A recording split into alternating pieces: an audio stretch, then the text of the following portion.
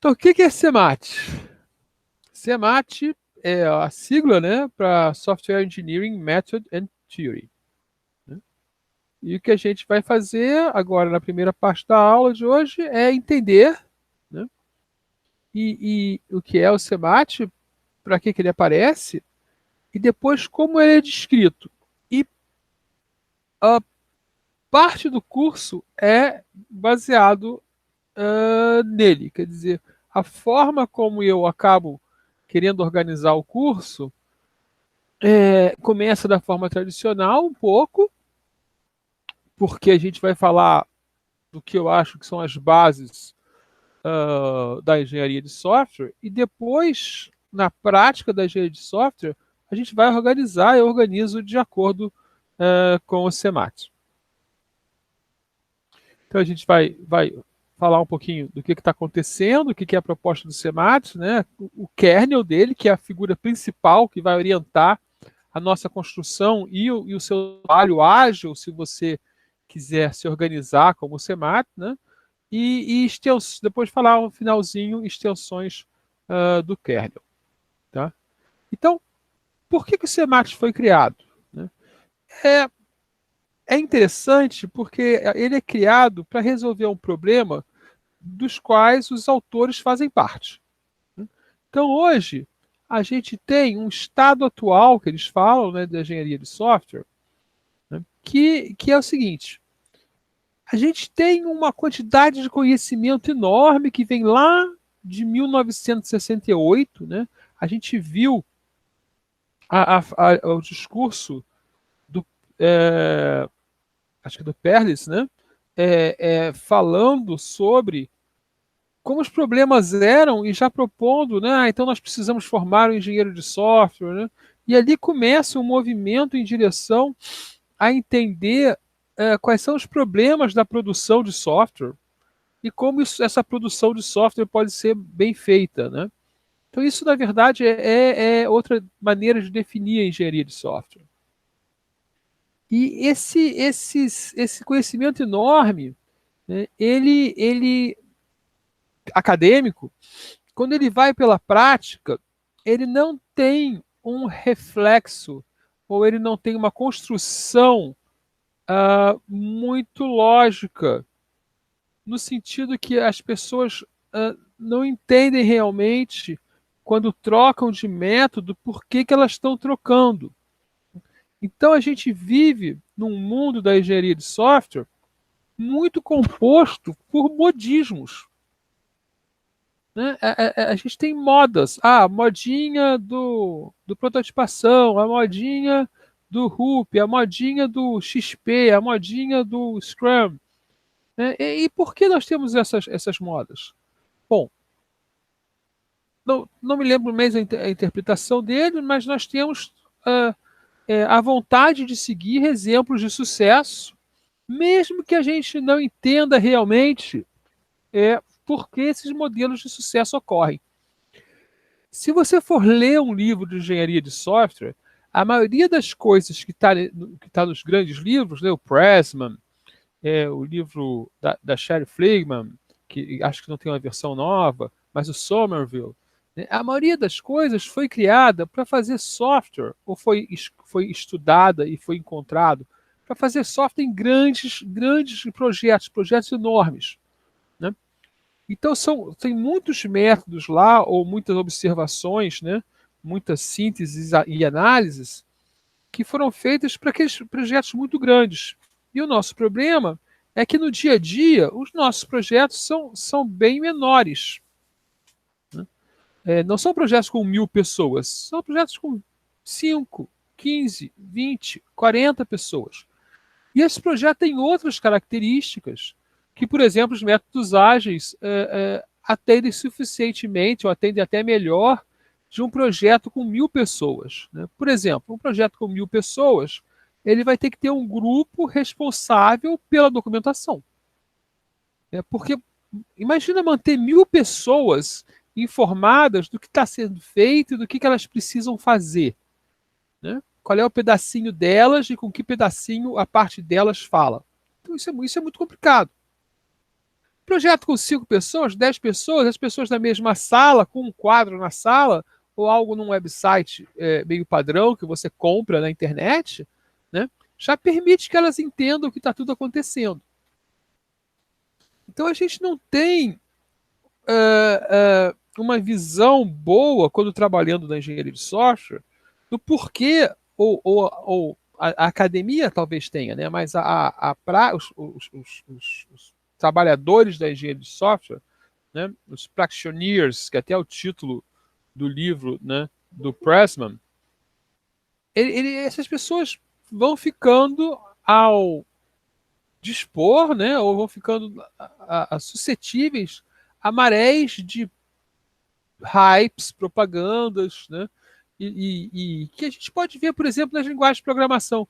Talvez para o mundo que vocês vivam hoje, isso seja muito mais forte nas linguagens de programação, mas certamente a maioria de vocês já ouviu falar de Scrum e talvez alguns tenham ouvido falar de XP, né? Então dessas coisas que vão aparecendo e por serem modas não quer dizer que elas são ruins, mas quer dizer que nós não estamos entendendo muito bem, estamos só navegando aquela onda dessa nova propriedade. Por que acontece esse modismo, Lorena? Vamos lá imaginar. Eu já acordei um pouco com alergia, né? Primeiro, porque tem gente querendo vender a sua ideia, né? E essas pessoas têm acesso à mídia especializada de engenharia de software, né? Segundo, porque existe uma necessidade de renovação para vender de novo, né? Então, a gente vai olhar isso, né? Também como uma coisa relacionada à mídia. Então, por exemplo, a mídia vem de revista, ou vem de website, notícia, ou vem de estudos, né? Se ela hoje falar, como falou, né, a RUP, né, o Rational Unified Project, ou em geral o processo Rational Unified Process, ou em geral o processo unificado, é a solução de tudo, né? Aí o que é isso? Já é uma bala de prata. Se eu falo que o processo unificado da Rational, ou o processo unificado genérico, ele é a solução de tudo, né, eu já estou inventando uma bala de prata. Obviamente, né, a gente sabe que não existe solução de tudo, né? Mesmo que essa solução do processo unificado ela seja escalonável, né, vai ter grupos que têm uma cultura que não se adapta àquela versão mega documental de fazer software. São documentos bons, mas, por exemplo, uma coisa que você faz no processo unificado, que é a gerência de requisitos, né, da maneira como o processo unificado faz, é muito poderosa, mas ao mesmo tempo dá muito trabalho. Uma equipe de 5 não tem condições de fazer isso e ser produtiva, né? E se eu botar, mas eu tenho uma equipe de 1.000, eu vou gastar 2, 3 pessoas para fazer a gerência de requisitos, 5 pessoas, o impacto no projeto é muito pequeno. Agora, uma equipe de 5, eu tenho que botar 2 pessoas para fazer a gerência de requisito, ou uma pessoa, da maneira mais pesada, né? É complicado. Mas então tem uma necessidade dessas novidades, né, para alimentar a máquina. Ok? Vamos vender de novo, vamos publicar de novo, vamos dar consultoria de novo, né? E cada vez que se estabelece também um paradigma, uma forma de pensar, essa coisa começa a ser empurrada para todo mundo e não dá certo em alguns lugares, né?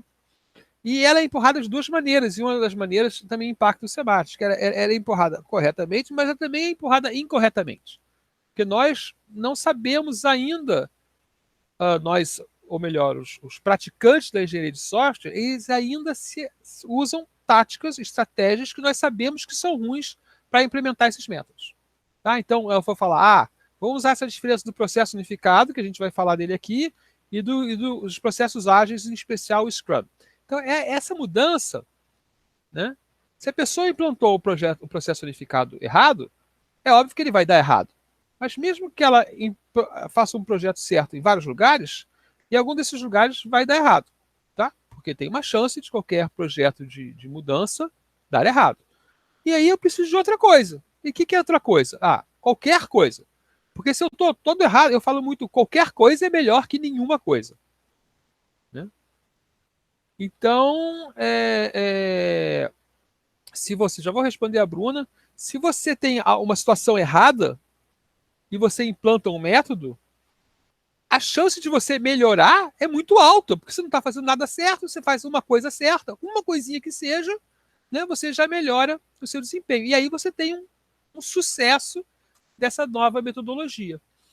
O que acontece é que às vezes esse sucesso é uma marola, ou às vezes é uma onda. Uma característica que a gente viu no Brasil foi a gente teve a moda do processo unificado, teve a moda do XP, mas a moda do XP, como exigia compromissos com práticas que eram difíceis de serem aceitas pela gerência, né?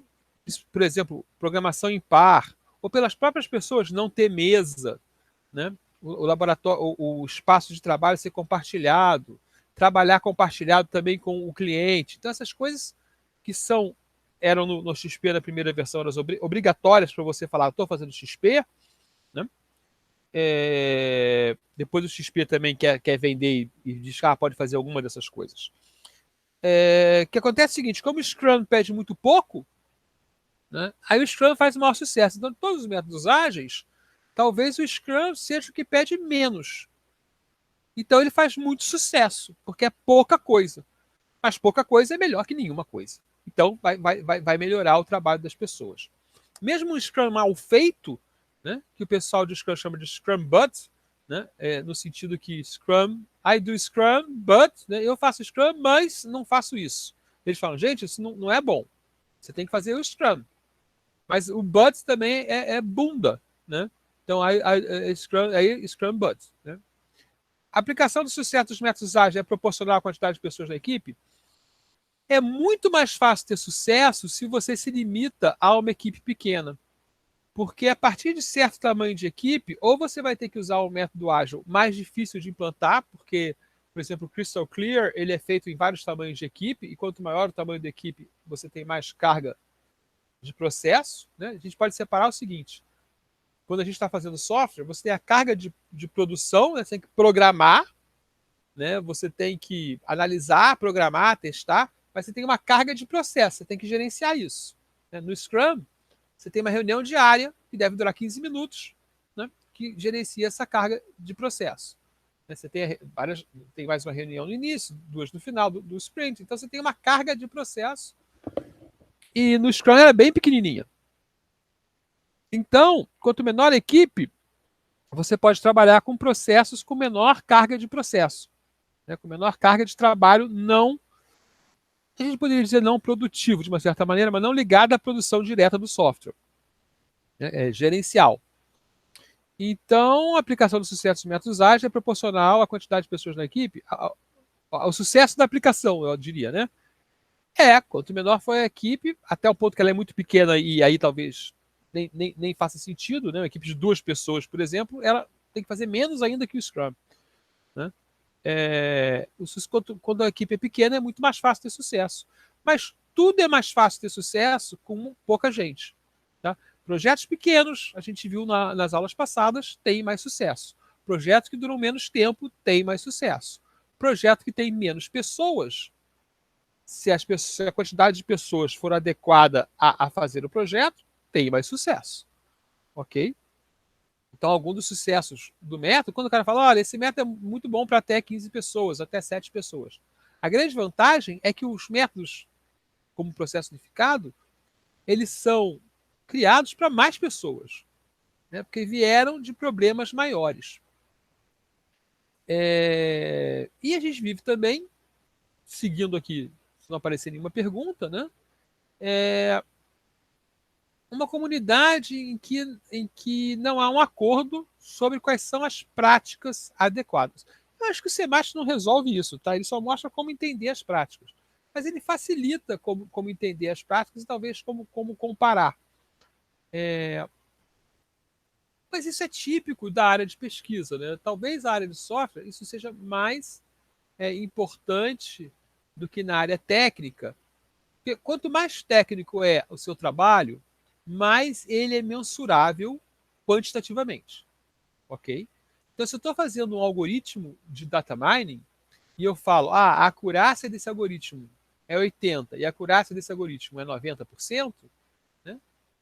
Eu tenho uma boa medida de qualidade do algoritmo. Tem os problemas da acurácia, que vocês vão descobrir talvez mais tarde e tal, mas vamos falar nisso. Eu tenho uma medida que vê, se eu faço esse algoritmo roda em 10 segundos por ciclo, né, ou 1,4 segundo por ciclo, na mesma máquina que o outro algoritmo roda 14 segundos por ciclo, né, o meu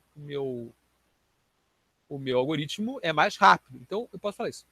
Na área humana, os impactos são variáveis. E engenharia de software tem um componente humano enorme. Né? Isso é uma coisa, um discurso que eu tenho feito sempre. Né? Engenharia de software é uma engenharia para humanos, porque é para fazer software e quem faz software é humano. Então, um exemplo típico é o seguinte: que tipo de organização de equipe é melhor?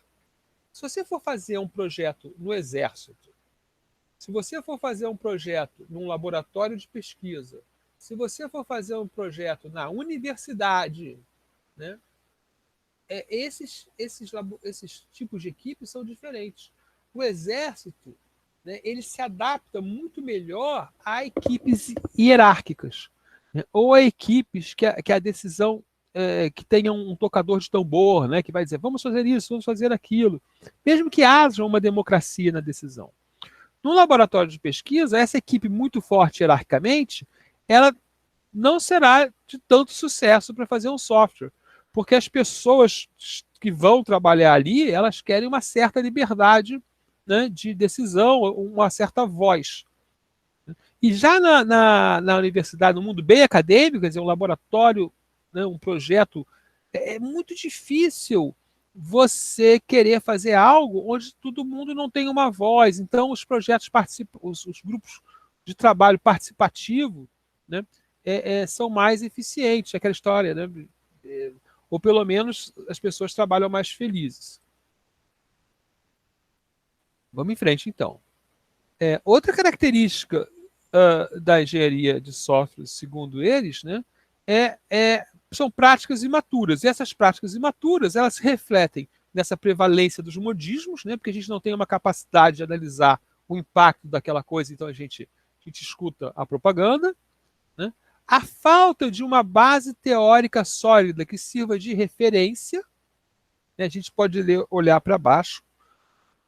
Como tem muito método e muita variante, né, é difícil para uma pessoa, talvez que não tenha uma grande especialização, entender as diferenças, né, e também entender as diferenças nas consequências. Então, o que acontece se eu mudar a minha equipe um pouquinho desse jeito? E isso vai levar a gente também a não ter experiência suficiente ou experiência registrada o suficiente para poder tomar uma decisão. Então, existe uma engenharia de software experimental que ela vive um dilema enorme, porque ela não pode fazer uma pesquisa como se faz na medicina. Imagina o seguinte: na medicina, né, eu quero colocar um remédio no mercado, eu faço um teste duplo cego, né? Ou seja, eu pego um grupo de médicos, um remédio e um grupo de pacientes, e nem os médicos, nem os pacientes sabem se estão rodando remédio ou placebo.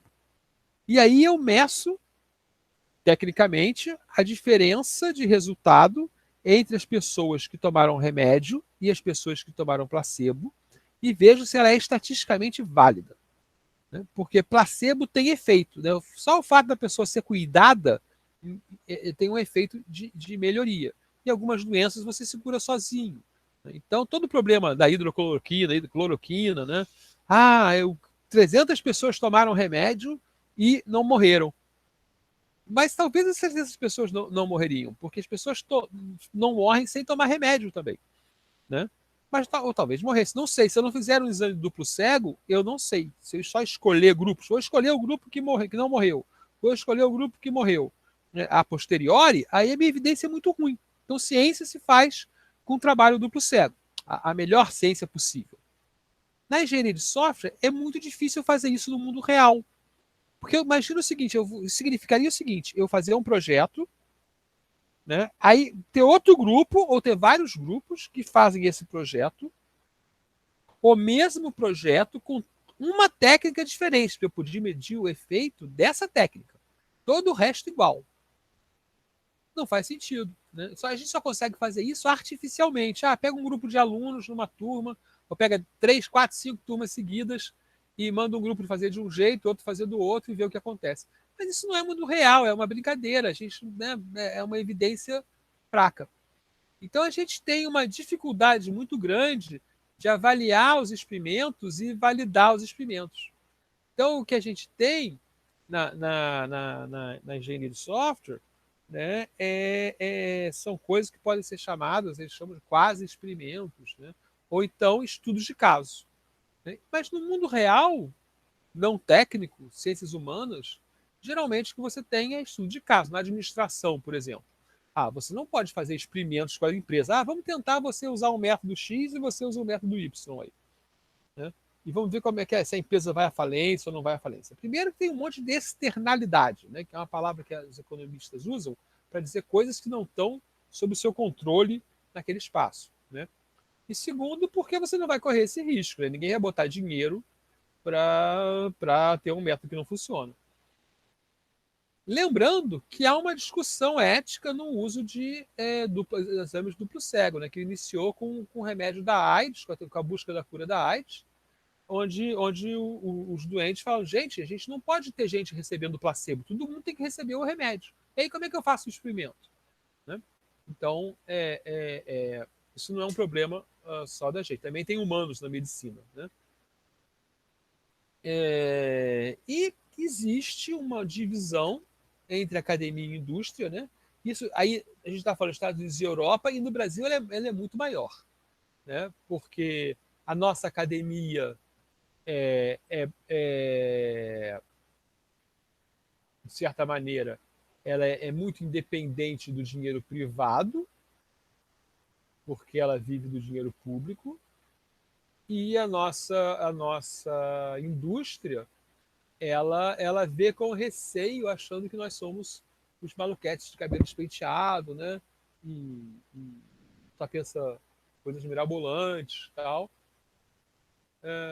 Mas às vezes a gente tem essa interação. Muitas vezes essa interação acontece de forma muito boa. Inclusive, a COP tem muitos trabalhos com a indústria, né?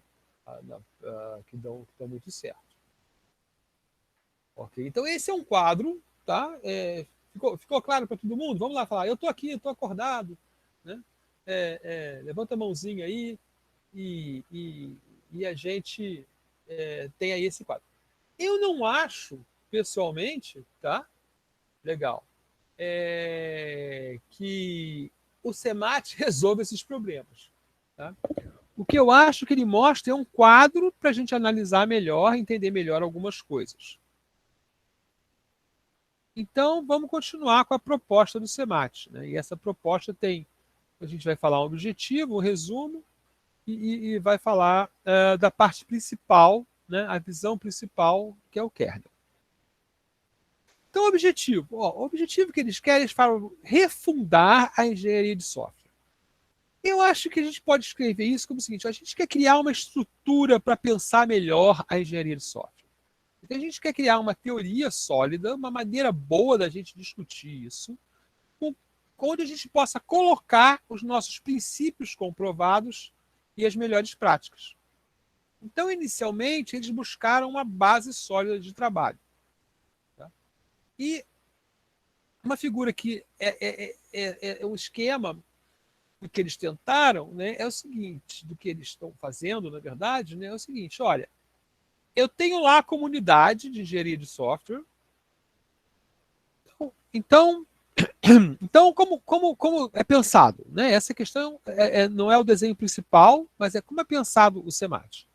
Bom, primeiro teria uma teoria de engenharia de software que permitiria a gente pensar sobre a engenharia de software. Eu não acho que eles conseguiram isso. Né? Eles conseguiram maneiras muito simples de descrever em uma linguagem. Daqui a pouco a linguagem aparece. Em cima dessa teoria, acho que eles conseguiram o seguinte: tem um kernel que descreve uma maneira de entender a engenharia de software. Esse kernel cria caixinhas. Tá? E essas caixinhas são as práticas que você tem. E as práticas são organizadas em métodos. Tá? Então, um método é uma composição de práticas. Isso já é uma forma de entender bem interessante para a gente, porque a gente começa a separar. Se eu sei que um método é uma composição de práticas, apesar disso ser óbvio e a gente saber disso, mas se eu escrevo assim, se eu modelo assim, então eu passo a entender o que eu posso a poder entender o que acontece quando eu troco uma prática.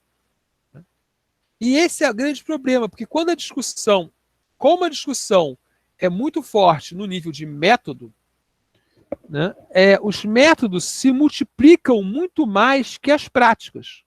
Né? A própria ordem que eu uso certas coisas já é uma mudança. Né? Então, a gente tem uma quantidade grande de práticas, mas uma quantidade possivelmente infinita de métodos. Né? Claro, porque a gente pode organizar aquelas práticas de várias maneiras. O kernel ele é comum às práticas. Ou seja, as práticas vão tentar cumprir funções que são necessárias. Essas funções aparecem no kernel. Então, eu preciso descobrir quais são meus requisitos de software. Existem várias práticas para isso. Então, o kernel vai me dizer o que eu preciso, para onde eu preciso de prática. Né? E a teoria permite que a gente tome decisões e faça descrições. Né? Então, o kernel, eles são universais, são princípios ou formas universais que a engenharia de software atende. A gente vai ver que o kernel é composto de uma coisa chamada alfas, e a gente pode discutir quais são os alfas. Então, também não é 100% fixo. Tá? E para isso tudo, a gente precisa de uma linguagem. Para mim, eles não foram muito bem nessa questão da linguagem. Eles não acertaram essa mão ainda. Mas vocês vão ver que tem coisas que eles fizeram que são bem legais. Então, a gente tem lá a base teórica sólida, em cima dessa base teórica constrói uma linguagem, em cima disso constrói um kernel. Para o kernel, para preencher o kernel, a gente coloca as práticas, todas que existem, e a gente faz uma seleção de métodos para poder aplicar as práticas em um projeto, em um processo específico. Tudo isso tem que ser definido, né, em função da linguagem. Né? Os métodos são compostos de práticas, as práticas são descritas pelo kernel, né? E os métodos, eles são executáveis. Isso é importante. Eu preciso poder... Não adianta um método que eu não possa executar, que eu não possa fazer. Ok? A prática é uma abordagem repetitiva, ou seja, eu posso ensinar e posso sistematicamente fazer ela funcionar e verificar se ela está fazendo o que eu quero. Ok? E aí ela vai cair lá no kernel. No kernel fala um common ground, que inclui todos os elementos essenciais da engenharia de software, mas é uma definição bastante geral, apesar de ser inteligente. Vocês vão ver daqui a pouco. Tá? A linguagem é relacionada ao domínio. Né? Eles criaram uma linguagem de script. Antigamente a ferramenta você podia baixar de graça, agora eu acho que não pode mais. Né? Que deixa você montar o seu kernel, montar as suas práticas, dizer quais são e montar o seu método. Fazer coisas assim. Tá? Eles acham que existem mais de 100 mil métodos, entre os famosos, né, e os que são usados na vida real, que são leves variações desses métodos. Mas as práticas, eles foram lá e identificaram poucas centenas, eles falam 250. Né? Significa o seguinte, a gente faz as mesmas coisas em ordens diferentes. Inclusive, as práticas, algumas a gente sabe que são ruins, não faz mais. Ou só saíram totalmente de moda. Né? Então, quando aparece, por exemplo, o processo unificado, onde ele propõe usar a Unified Modeling Language, né, o UML, você tem um diagrama de classes com quadradinhos. O método Bush tinha diagrama de classe com nuvenzinhas. Tá bom, nuvenzinhas, quadradinhos, mas ninguém mais usa as nuvenzinhas, ok? E o kernel a gente vai ver daqui a pouco, mas ele inclui as coisas básicas que você tem que ter num projeto. E vocês vão ver que talvez vocês consigam ver como ele vai tornar interessante montar o curso ao redor dele. Né? Okay. Então, o que é o kernel?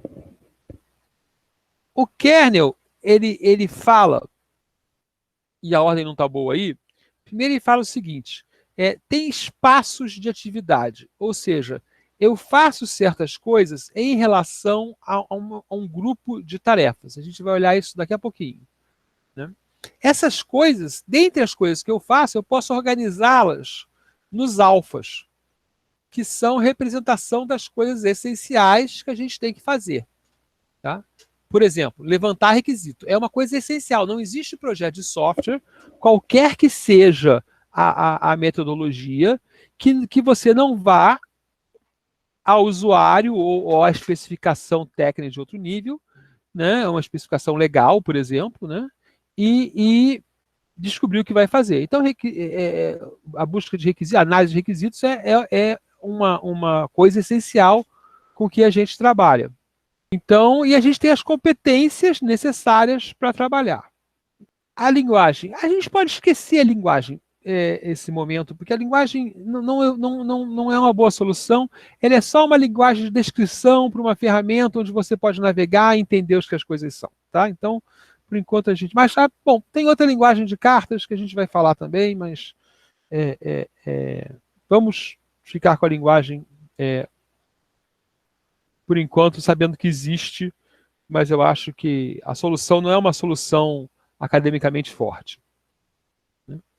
Então vamos olhar o kernel essencial. E esse eu acho que é uma grande contribuição, é só um desenho, mas é uma grande contribuição. Porque a ideia de existir isso já organiza a nossa mente. E depois eles especificam isso de forma melhor. Tá? Então o kernel essencial é o seguinte, bom, ele é estruturado, ele fala o seguinte, como que eu posso pegar as práticas de desenvolvimento de software, as coisas que eu faço, e organizar e mostrar como elas se relacionam? Tá? Então, a primeira coisa que ela faz é a seguinte, as práticas de engenharia de software, elas se dividem em 3 áreas. Aí eles fazem, a página vai ter esse formato aí. As práticas relacionadas ao cliente, né? O cliente vai usar o software de alguma maneira, então ele tem desejos. As práticas relacionadas à solução, né? E as práticas relacionadas ao, ele chama de endeavor, eu traduzi para empreendimento, onde está tudo como eu vou fazer o trabalho. Então, vê que a gente já começou a falar, ó, existe isso que eu acho legal. Existe uma engenharia de software que está olhando para o cliente, ou você pode falar assim, para o problema, tá? Existe outra parte da engenharia de software que está olhando para a solução, para bolar a solução e ver a solução acontecer. E existe outra prática, outra parte da engenharia de software que está estudando como fazer aquela solução. Os alfas, então, são as coisas mais importantes do kernel? Eu acho que são. Talvez essa divisão seja mais importante ainda, mas ela é muito simples ainda. Ok? Então, cada área ela contém 3 coisas, sendo que hoje o alfa é o mais trabalhado, né? São os alfas, os espaços de atividades, ou seja, as coisas que você vai fazer para cumprir esses alfas, e as competências. Né? Quer dizer, o que você precisa saber para poder fazer aquela atividade.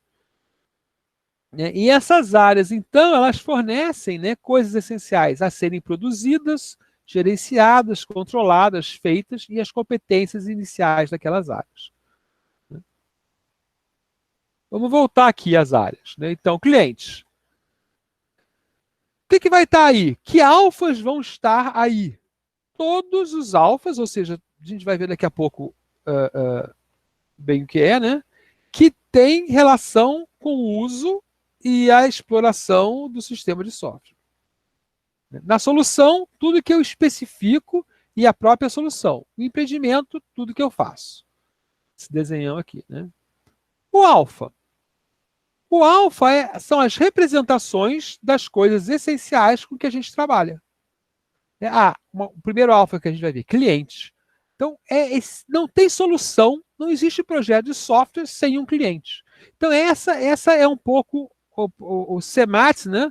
O essencial é mais ou menos isso. Eu quero prestar atenção nessas coisas essenciais. São descrições das coisas que o time gerencia, produz e usa no processo. Ok? Dentro desses alfas, você pode construir subalfas. A gente não vai falar disso agora, né? Mas eles vão definir produtos de trabalho exigidos pelas práticas. Tá? E são conceitos chaves da engenharia de software. E a gente muda aqui a perspectiva. Quando eu falei do CEMAT, o CEMAT é uma maneira de organizar a engenharia de software catalográfica, né? Eu quero fazer uma hierarquia e colocar o meu trabalho dentro dessa hierarquia. Aqui a gente está organizando a engenharia de software pelas coisas essenciais com que trabalhamos. É uma visão um pouquinho diferente. Conceitos chaves da gente, né? E muito importante, a gente vai ver depois que acabar essa sequência de transparência, uma outra sequência pequenininha, essa aqui é um pouquinho maior, tem 40 slides, né? O alfa foi criado de maneira que você consiga saber em que ponto do projeto você está. Então, você é capaz de usar o alfa para alguma coisa útil. Ok? E ele fornece, então, a maneira de descrever os métodos e práticas, porque os métodos e as práticas vão se encaixar nesses alfas.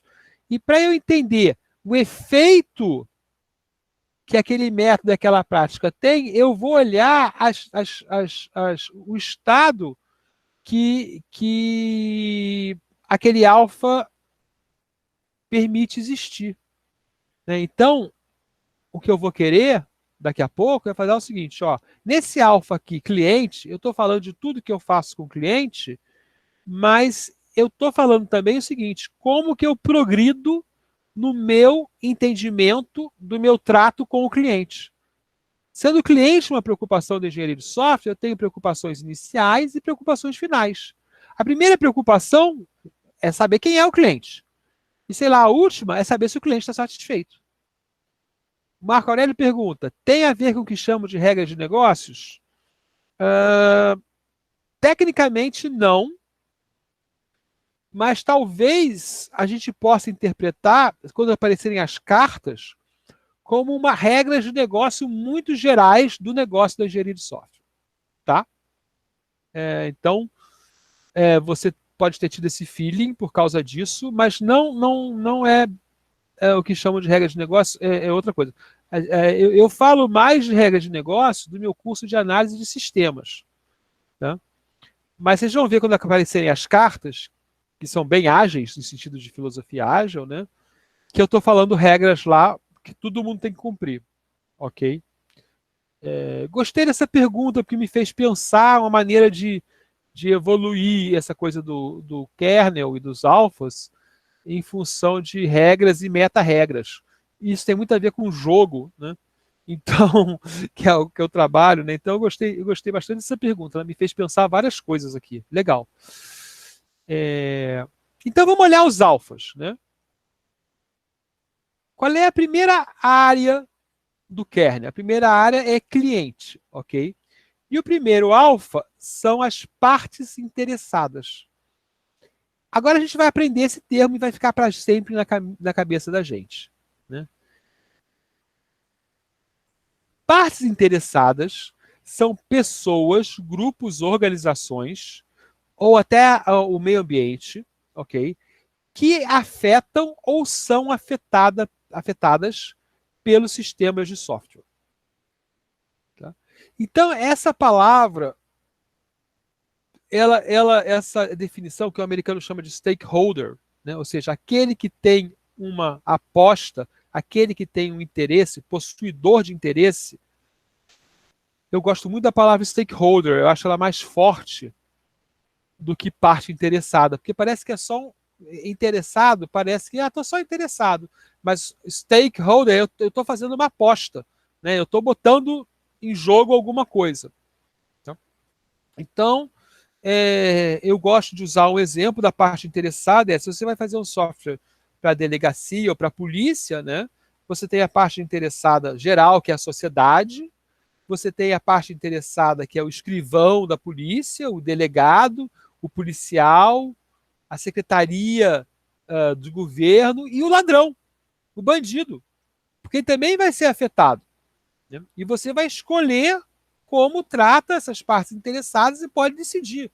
Esse é um caso específico, é prejudicar o bandido. Olha, antes ele tinha uma chance de 10% de ser preso, agora vai passar a ter 20% de ser preso. Tá? Então, a parte interessada, qual é a característica dela? Ela fornece, né, ela é a fonte de oportunidades. Ela fornece oportunidades, que é o nosso próximo alfa. Ok? A oportunidade, como o nome diz, né, ela é uma circunstância que torna apropriado o desenvolvimento de software. E que a gente não sabe ainda o que é o software, mas a gente sabe, no mundo dos clientes, e isso elucida, né, o nosso trabalho. Então existe uma engenharia de software que tem que olhar para as partes interessadas e descobrir quais são as circunstâncias que fizeram esse software ser necessário. Veja que isso é uma mudança do que talvez seja uma perspectiva do que é ensinado. Né? A gente fala, vai lá perguntar o que o cliente quer. Né? E a gente já discutiu aqui, o cliente não sabe o que quer. Né? Essa pergunta, o que o cliente quer, ela é secundária em função de eu saber quais são as circunstâncias que fazem com que uma parte interessada precise de uma mudança ou de um novo sistema. Tá? Se essa parte interessada que precisa for a patrocinadora que está contratando, melhor para mim. Né? Melhor para o projeto. Quando uma pessoa contrata um trabalho para atender outra parte interessada, e a gente vai estudar isso quando for estudar a parte interessada, né? Ela aumenta o risco do projeto, porque o interesse dela é menor. Tá? Então, a oportunidade pode ser uma oportunidade causada por um problema que você tem que melhorar, resolver, ou pode ser a visão dessa parte interessada de que pode atingir um resultado novo, né? O que a gente chamaria normalmente de oportunidade. Né? Mas também é oportunidade o problema acontecendo. Ok? Essas oportunidades vão fazer aparecer a solução. Né? E elas especificamente dão foco aos requisitos. E veja só, enquanto a gente normalmente poderia estar falando que as partes interessadas têm requisitos, a gente coloca uma coisa no caminho. Né? E esse entendimento já vai melhorar muito o nosso trabalho. Né? Até algo que normalmente as pessoas aprendem com a experiência. Então, vocês que estão aqui, né, em 2020 e não em 1968, em vez de lá perguntar o que o cliente quer, vocês vão lá entender por que o cliente quereria alguma coisa. Né? E aí falar, então esses são os requisitos que você sabe que quer ou requisitos que você não sabe que quer, mas você precisa. Né? Então, entendendo as oportunidades, a gente dá foco ao nosso conjunto de requisitos, que também significa fazer sistemas menores, né? Dar foco, trabalhar só no que é necessário e coisas assim, ou prestar mais atenção em certas partes. Né? Então, a gente tem essa caracterização muito importante que o SEMAT explicita, né, para a gente. Então, é o que eu preciso, o software precisa fazer para atender as oportunidades e satisfazer as partes interessadas, que é um problema, porque as partes interessadas, como são múltiplas, podem ter interesses diferentes, né? Estarem fazendo apostas diferentes. Então, isso vai permitir que a gente construa um sistema de software. Tá? Para esse sistema de software, né, as partes interessadas vão ter requisitos, vão demandar requisitos, e o sistema de software tem que atender esses requisitos. Veja que aí há uma indireção. Né? A gente está falando o seguinte, olha, eu tenho olha quantos níveis de indireção. Né? Eu tenho um grupo de pessoas, as partes interessadas, que estão num contexto que fornece oportunidades, e eu vou gerar uns requisitos a partir do que eu encontro como demanda delas. E eu vou fazer o meu software lá no empreendimento, né? Eu vou fazer para gerar o sistema de software especificado. Tá? Então, aí que acontece o meu problema de não fazer o que o cliente quer. Porque eu não fiz o que eu não vou nunca fazer o que o cliente quer. Eu vou sempre fazer o que eu especifiquei. Eu sempre vou fazer o meu requisito.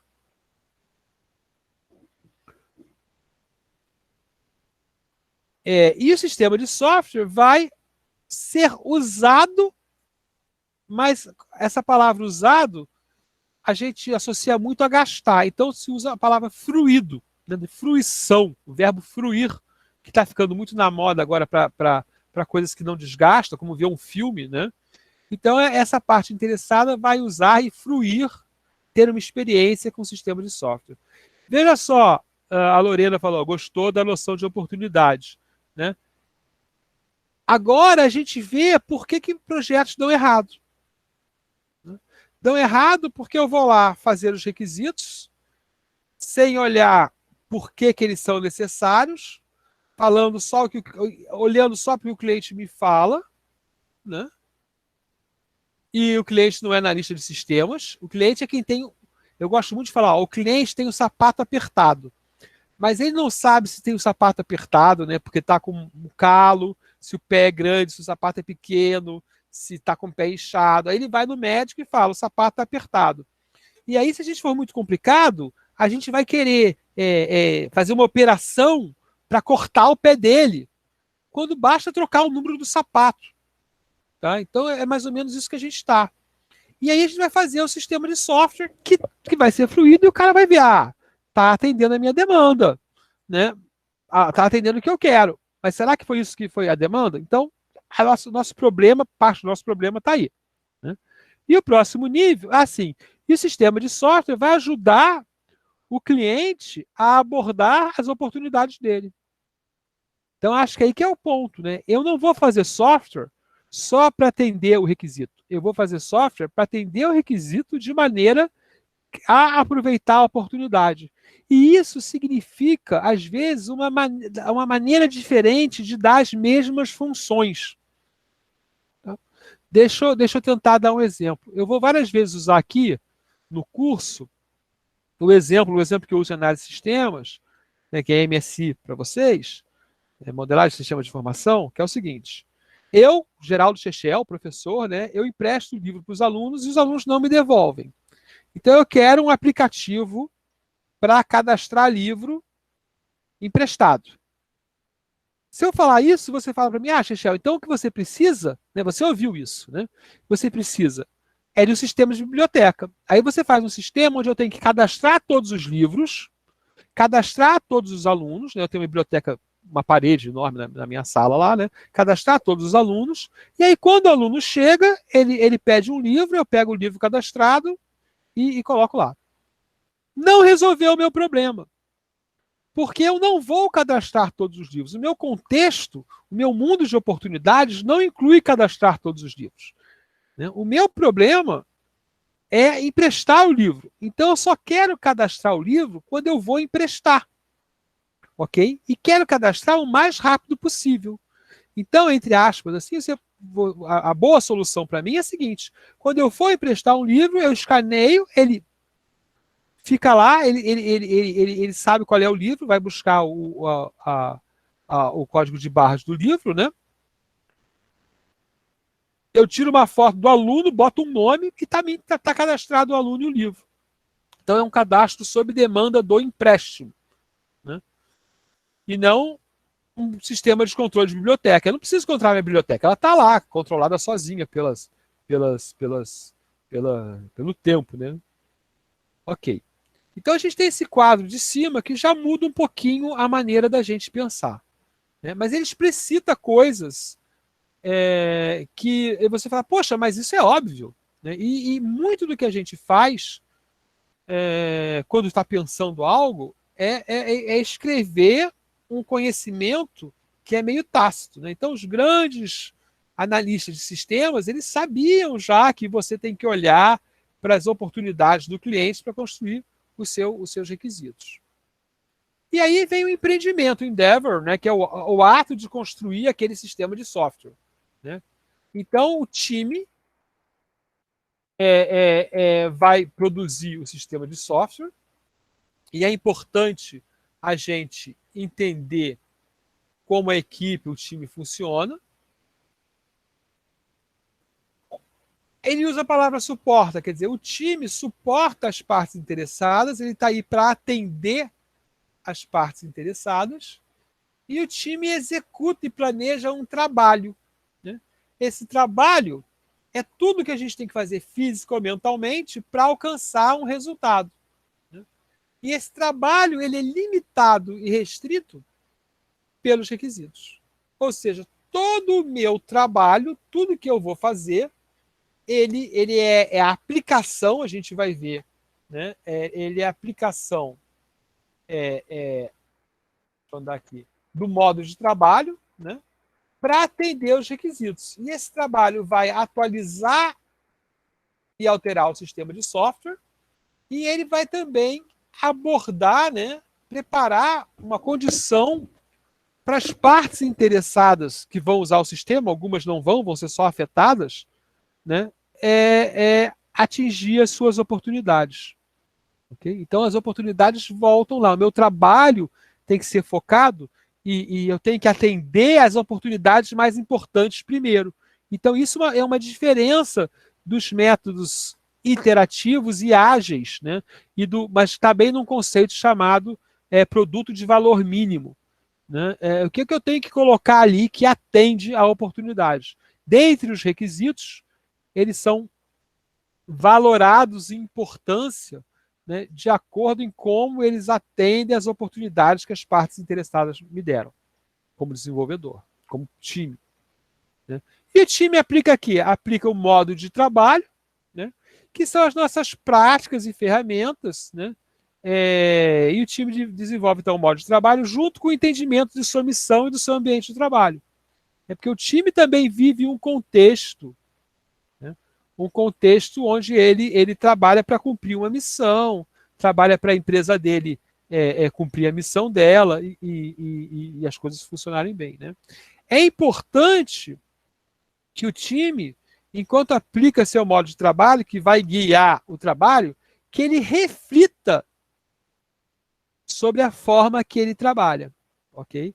Então, uma das coisas que a gente vai fazer, e cada método vai fazer de um jeito, é uma autoanálise, né, do nosso modo de trabalho para melhorar o nosso trabalho. Então, esse é o quadro, agora o quadro está fechado, dos alfas. Tá? Como chama alfa, o quadro americano é assim, ó, com os peixinhos, com os alfas, tá? Desenhados como alfas. Ok? Cada alfa, ele pode estar, e aí há uma colaboração interessante do SEMAT, em um estado de avanço. Tá? Então, eu vou pegar aqui os requisitos. Ok? Então, aqui, ó, os requisitos, ele pode estar no estado. Aí é uma máquina de estado, essa bolinha preta ali, né, segue até a bolinha dupla, máquina de estado do ML. Né? Concebido, limitado, coerente, aceitável, tratado, address, né, e cumprido. Ok? Então, o meu conjunto de requisitos vai estar nesse estado. Isso aqui mostra o avanço do meu projeto. Então, uma das coisas que o SEMAT traz são formas muito genéricas, tá, de entender como um desses alfas avança no tempo. E essa máquina de estados, né, eu estou apontando o vídeo, né, ridículo. essas máquinas de estado, elas têm perguntas específicas que ajudam você a entender se está nesse estado aqui ou se está nesse estado aqui, ok? E aí você vai falar, então o meu projeto em relação ao alfa requisitos está preenchido, você podia dizer, né, até esse nível aqui. Ok? E aqui tem transparências com as definições mais legíveis, tá? Então a gente já falou essas coisas quando foi navegando, é só para poder ler de alguma maneira. Né? Cada um. Então, aquele kernel eu gosto muito, ok? Vamos combinar assim. Eu gosto muito daquele kernel, o Chechel gosta, e ele é mais desenvolvido. Tá? Cada um daqueles espaços, cliente, solução, empreendimento, ele compreende fazer certas coisas. Tá? Então, esse diagrama aqui, que também é um diagrama importante no CEMAT, mas talvez menos trabalhado por eles mostram que atividades genéricas nós podemos fazer, e também aqui você tem mais liberdade de mudar que naquele do alfa, né, para cumprir a sua função de engenharia de software. Né? Então, o que aparece aí, essas casinhas, esses pentágonos, ou pseudosetas aí, são atividades básicas que vão ser feitas pelas nossas práticas. Então, se eu tenho uma prática ali, levantar casos de uso, né, ela vai ter que estar encaixada, né, numa dessas caixinhas. Né? E essas caixinhas têm uma certa evolução. Né? Então, primeiro eu exploro possibilidades, eu vou envolver as partes interessadas, e lá no final eu vou garantir a satisfação ao longo do projeto, e elas vão usar o sistema. E esse mesmo caminho aí. Né? Então, eu tenho essas atividades do desenvolvimento de software. Né? Eu, pessoalmente, acho que essa parte é mais fraca e eu tenho que ler em que ponto ela está hoje em dia para me dar uma reatualizada. Tá? Ela é menos bem feita ou menos geral que o kernel, que os alfas. Tá? E as competências, né, que são bem genéricas nesse ponto também, né? Eu tenho que representar as partes interessadas. Então, quando eu estou falando de parte interessada e oportunidade, eu tenho que buscar competências em representá-las para o meu projeto, na engenharia de software. Né? Quando eu estou falando em solução, eu estou falando em análise, desenvolvimento e teste. Né? Como o trabalho está embaixo, já fico em dúvida se desenvolvimento não devia estar embaixo. Ok, mas é a representação que eles fazem. E quando eu estou falando em empreendimento, eu estou falando de gestão e liderança. Tá? E para cada uma dessas competências que eu tenho que ter para trabalhar numa dessas áreas, e quando a gente fala isso, a gente fala em escolha profissional também. Né? É diferente você estar lá no mundo verde e estar lá no mundo azul. Alguns de vocês vão lá trabalhar mais na representação das partes interessadas, e alguns de vocês vão trabalhar mais em desenvolvimento e outros vão trabalhar mais em gerência. É um resultado da vida, da função que muitos de vocês vão ter de engenharia de software, de desenvolvimento de sistemas de informação e coisas assim. Mas os seus níveis de competência, então, eles adaptaram outras versões de níveis de competência. Você teria 5 níveis.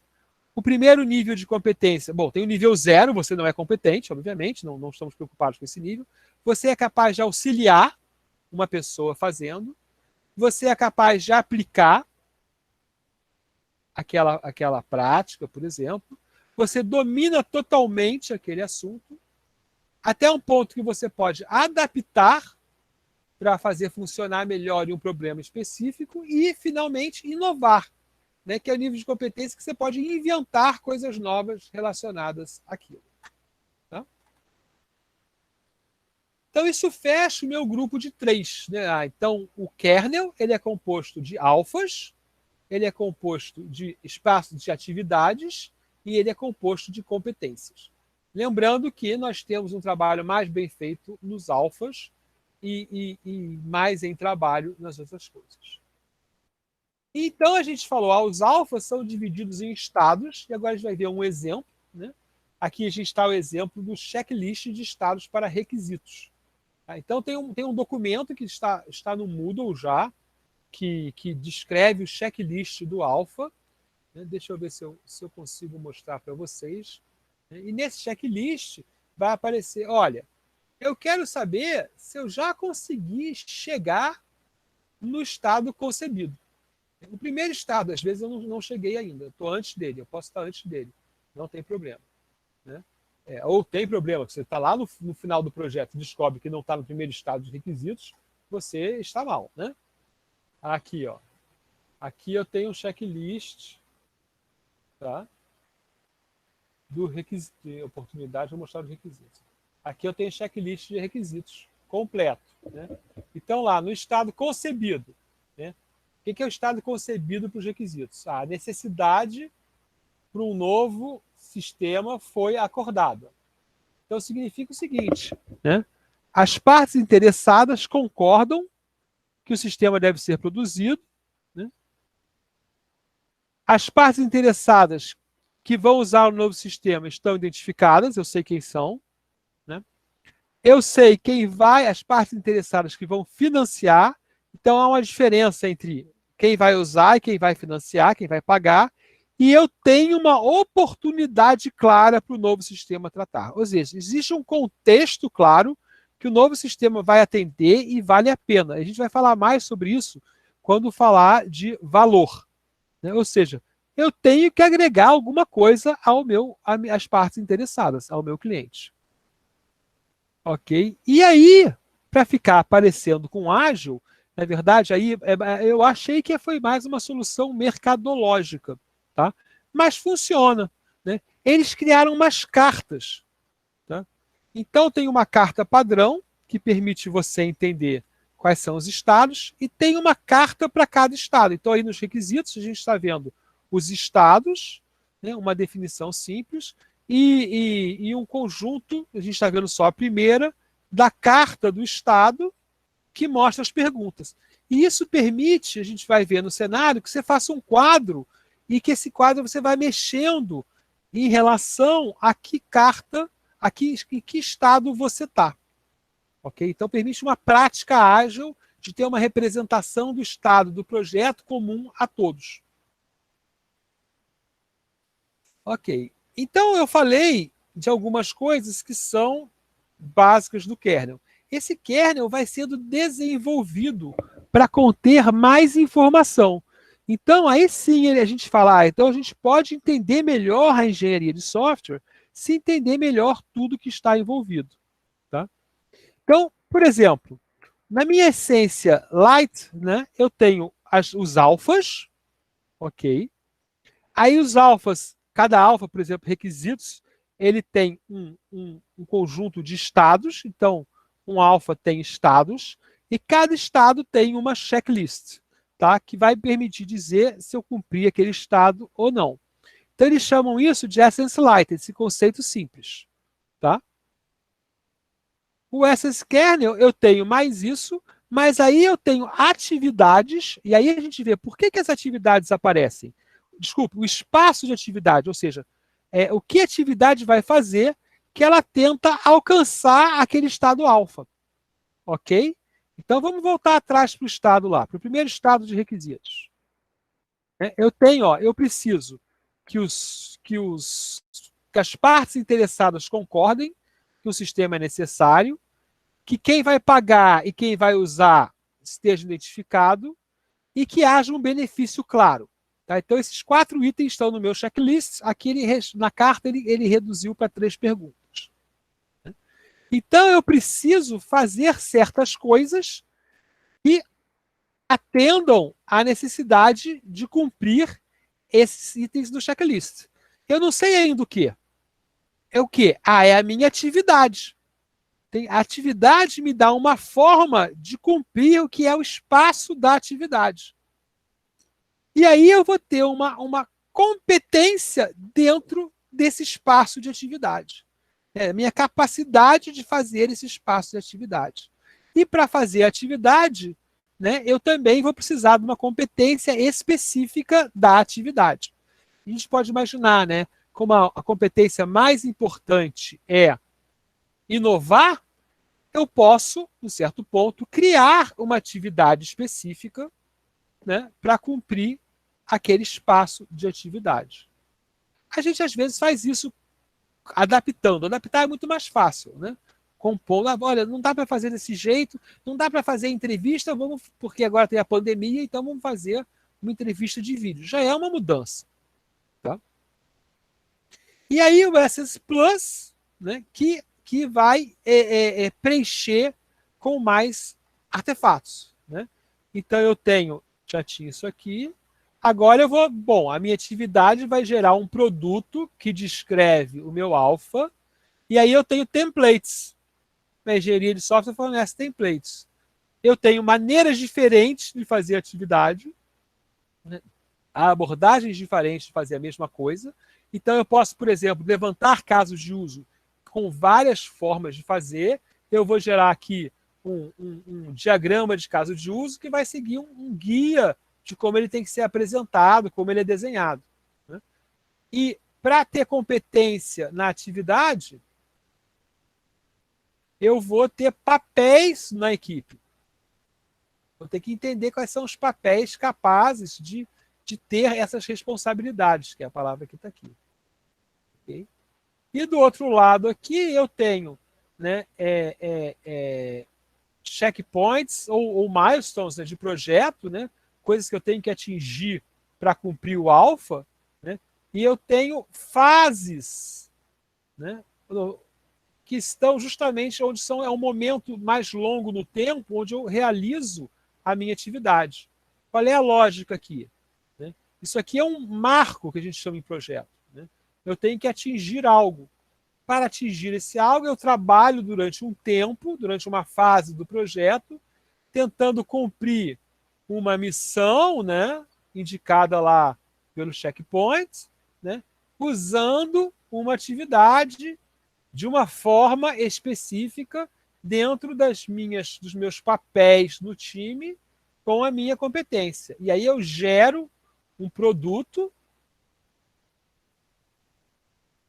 Esse produto, ele é um marco, né? Ele segue uma maneira mais formal de apresentar e ele cumpre lá, né? Ele dá evidência, a existência desse produto. Quando eu entrego, né, isso é uma coisa bastante importante em engenharia de software. Né? Então, vou acabar aqui e vou falar disso. Né? E qualquer coisa desse nível aqui pode precisar de recursos, por exemplo, uma ferramenta case, e pode ter padrões de trabalho. Né? A gente tem vários padrões de formas de trabalhar. Okay?